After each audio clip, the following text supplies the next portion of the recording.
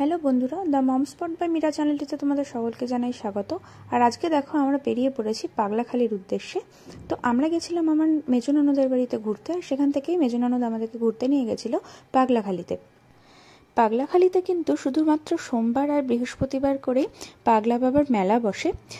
তো সেই জন্যই আমাদের দিদি বলেছিল বৃহস্পতিবারের দিন পুজো দিতে, কিন্তু যেহেতু সারা রাত আমরা জার্নি করে এসেছিলাম, বৃহস্পতিবার সকালে আমরা দিদির বাড়িতে পৌঁছই, সেই কারণেই আর একটু এনার্জি ছিল না ওই মেলা দেখতে যাওয়ার।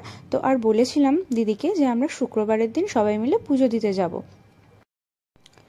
তারপর আর কি করব, মন তো এদিকে একদমই মানছিল না, আর শরীরটাও সাথ দিচ্ছিল না। তো তখন প্রায় দুপুর 1টা বাজে, আর আমাদের স্নান খাওয়া হয়ে গেছিলো, আমরা সবে যাচ্ছিলাম রেস্ট করতে। তো তারপরে হঠাৎ করে প্ল্যান চেঞ্জ করলাম আর ভাবলাম বেরিয়ে পড়ি বাবাকে দর্শনের উদ্দেশ্যে। পুজো আজকে নাই দিতে পারি, পরের দিন এসে পুজো দেব, কিন্তু বাবার দর্শন তো করতে পারবো।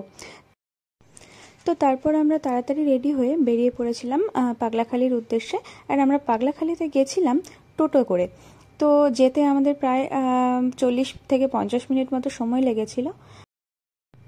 আর আমরা কে কে মেলা ঘুরতে গেছিলাম বলো তো? আমি, আমার ছোট্ট কুট্টুস, মেজদির মেয়ে, আর মেজদি একটা বান্ধবী।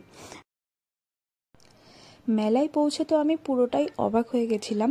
বিশাল বড় মেলা বসেছিল এখানে।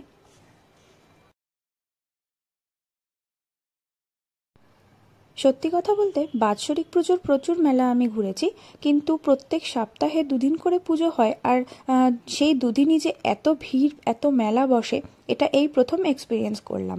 এর আগে কখনো এরকম মেলা আমি দেখিনি।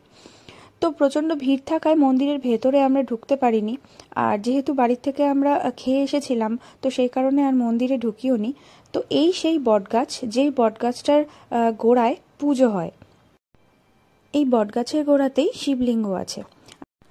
তো আমরা আজকে মন্দিরের ভেতরে ঢুকিনি জন্য মন্দিরের ভেতরটা তোমাদেরকে ঘুরিয়ে দেখাতে পারলাম না।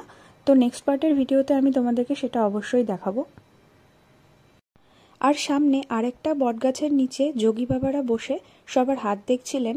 তো আমরা দেখছিলাম অনেকেই সেখানে নিজেদের হাত দেখাচ্ছিল। আর এখন আমরা চলে যাচ্ছি মন্দিরের সামনের দিকটায়, কিন্তু এত ভিড় থাকায় আমি ঠিকমতো করে তোমাদেরকে কিছুই দেখিয়ে উঠতে পারছি না। মন্দিরের সামনের দিকটায় একটা বিশাল বড় ঘন্টা আছে, আর সেই ঘন্টার থেকে একটা মোটা দড়ি নিচ অব্দি নামানো। সেই ঘন্টার দড়ির কাছেও পৌঁছতে পারিনি যে ঘন্টাটা একটু বাজাবো। আর দেখো এখানে প্রসাদ বিতরণ শুরু হয়ে গেছে। তো পাগলাখালিতে এসে প্রসাদ বিতরণ নিয়েও আমি একটা নতুন বিষয় এক্সপিরিয়েন্স করলাম। এতদিন যে কোনো মন্দিরেই গেছি না কেন, তো দেখেছি মন্দির কর্তৃপক্ষ থেকে প্রসাদ বিতরণ করা হয়, বাট এখানে পুরোটাই আলাদা। আর এখানে নাকি সকলের মানত করা থাকে, আর সেই মানত অনুযায়ী প্রত্যেকে নিজেদের সাধ্যমতো নরনারায়ণ সেবা করায়। আর মজার বিষয় হচ্ছে যে যেখানে পারছে সেখানে বসেই নরনারায়ণ সেবা করছে। তো আমরাও এরকম একটা দল দেখে খেতে বসে গেছিলাম। তো বাবার প্রসাদ গ্রহণ না করলে কি আর হয়, যতই বাড়ি থেকে খেয়ে যাই না কেন। তো এইরকম একটা জায়গায় বসে আমরা ওয়েট করছিলাম। তো দেখো ওই যে কুট্টুস, আমার মেজো ননদ আর ওর বান্ধবী বসে ওয়েট করছে জায়গা ফাঁকা হওয়ার অপেক্ষায়। আর এইদিকে একটা দল বাজনা নিয়ে এসেছিল, আর কুট্টুস সেই বাজনা শুনে তো ভীষণ খুশি হচ্ছিল। আর দেখো কুট্টু সেখানে ওর পিসির কোলে বসে একভাবে মন দিয়ে বাজনা শুনছিল। তো এরপরেই আমরা খেতে বসে গেছিলাম, কেননা দেরি হয়ে যাচ্ছিল, বাড়িতে ফিরতে হতো। আর খাওয়া দাওয়ার পর আমরা চলে গেছিলাম বটগাছ দেখতে। আর দেখো এখানে বটগাছের সাথে সুতো দিয়ে মাটির সরার ভাঙা অংশ বেঁধে মানত করা হয় ভগবানের কাছে, আর মানত পূরণ হলে আবার এসে এই গিট খুলে দিতে হয়। আর দেখো এখানে একটা ব্যাগের দোকান, আমার ব্যাগগুলো ভীষণ পছন্দ হয়েছিল।